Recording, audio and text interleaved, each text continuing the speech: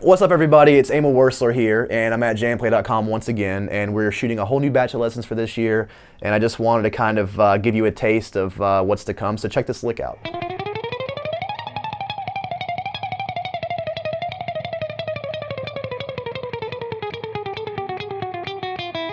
Over time, over this last year, I was really hung up on the 4-note per string chromatic ideas, and you guys can definitely refer to the last JamPlay series of lessons for Emil Werstler.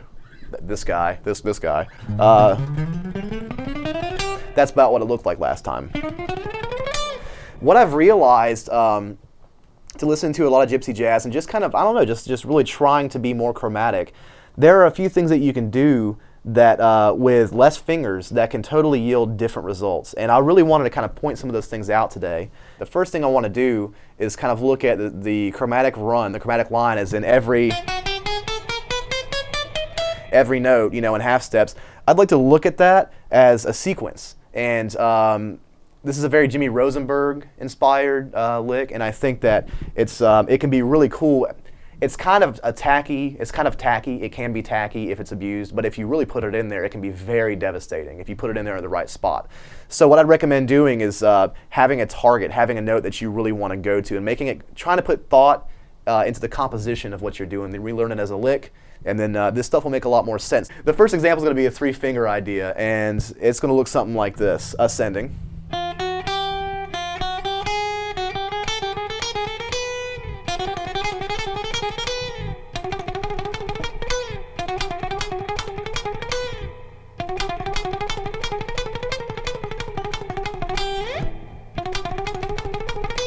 Okay, let's do that slow.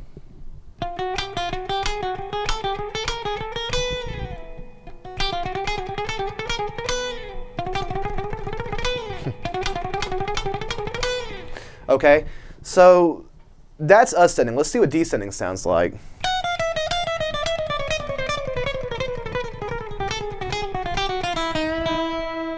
Oh, once again, slow. That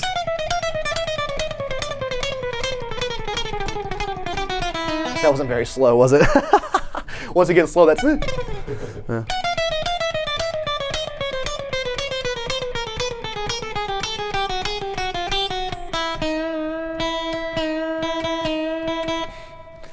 Okay, so really, does that hold musical value? That's the question. That's where creativity comes in. You want ideas like this to not run rampant. You don't want that. I found that when I see these ideas, when I see guys like Jimmy Rosenberg do it, I'm just like, whoa, because he totally puts it in a musical context. So what my recommendation to you for this exercise and the rest of them I'm about to show you is I'd recommend trying your best to make compositional sense and also have a target tone that you're going towards. For instance, if I'm going,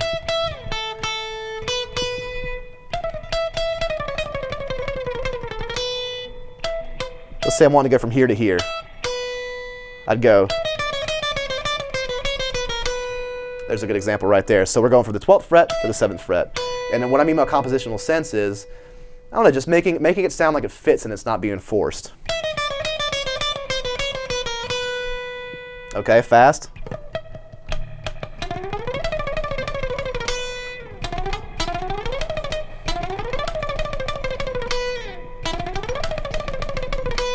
Okay. So the next example is going to be one less finger. It's going to be the same idea. It's going to be a sequence kind of idea with chromaticism, but it's going to be 2 fingers instead of 3, very Django Reinhardt style. And you're probably going to recognize this. I utilized it on the Dura Matter from the Avalanche of Worm CD. You can check out levywurstler.com, and that one's readily available on the internet. But this was something I heavily relied on because it just kind of sounds chaotic, and it's a 2-finger lick, so it looks chaotic just like it sounds. So here's the actual ascending exercise, nice and slow, or ascending idea.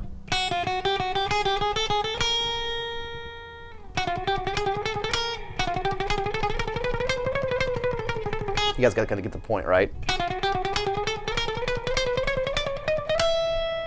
So that was like an octave to an octave. Let's make that one of the examples. Here's this example. Check it out. Whoops. Okay, so if you just kind of close your eyes and listen to that, you know, it does make compositional sense. It goes from one octave to another. You know, so once again, don't abuse it. Embrace it definitely, and make sure that if you do it, you have a good reason to do it. Descending slowly, that would be.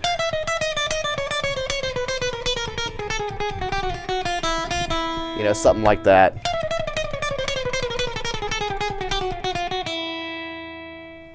Okay, this next one is going to be a one-finger idea. It's like we're just taking away fingers one at a time. This is something I've also seen Jimmy Rosenberg do in a lot of these gypsy guys. They utilize so much sliding and so much horizontal technique, and also glissando, you know.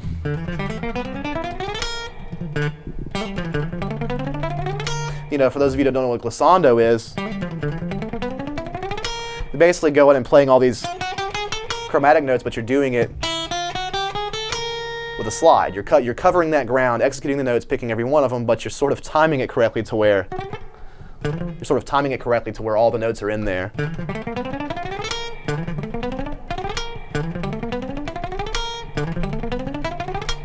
Okay?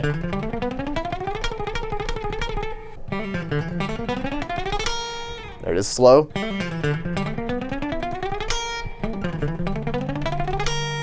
Okay, so that's glissando. When you do that all the time and you actually get good at it, there's a lot of, or anything in guitar really, if you get good at it, there's a lot of byproducts that happen. What I mean by byproducts are things that you didn't necessarily intend to do, but because you work so hard on a technique, there's these little nuances that you can just sort of pull off. This next one-finger exercise is a good example of that. And I do this all the time. Weird, huh? Let's put it into a lick.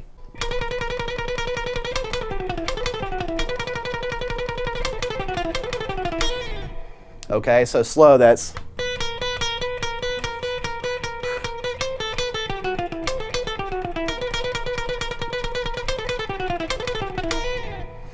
Okay, so you don't necessarily have to just use that the way it's being used. There's a lot of different variations you can do, but the idea here is that you can get more mileage out of one finger, you know.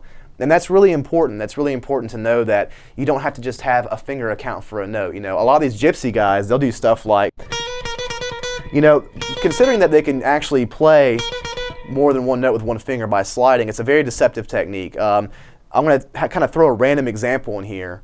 This is chromaticism, but I kind of want to reiterate what we're talking about here, covering more ground with one finger and sliding. And a really good exercise that you could do is you could do like a, let's just come up here to the 5th fret.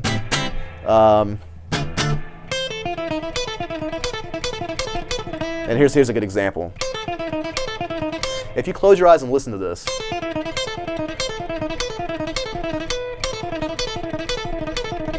you would probably think that you're hearing somebody just using all their fingers with all their might, but really what's going on there is, as you can see,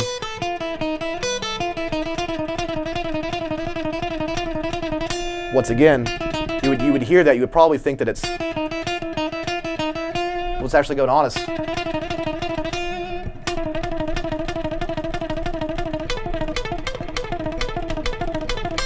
okay, so slow, that would be.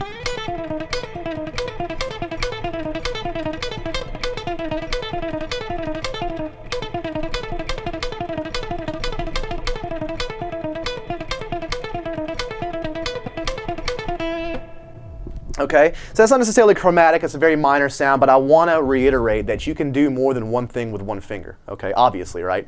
What I'm going to do is, I did this FPE video, and it's on YouTube, and it's highly viewed, and a lot of people always ask how to play it. I'm not going to tell you to play it because I'm a jerk, but what I am going to do is give you a variation of it with 2 fingers, okay, so nice and slow.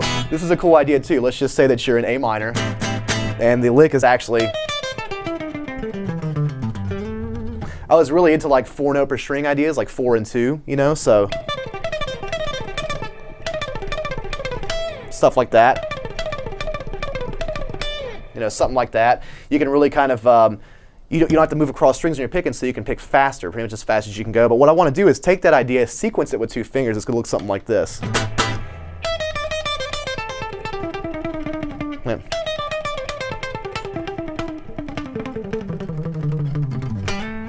I mean, it's kind of weird, right?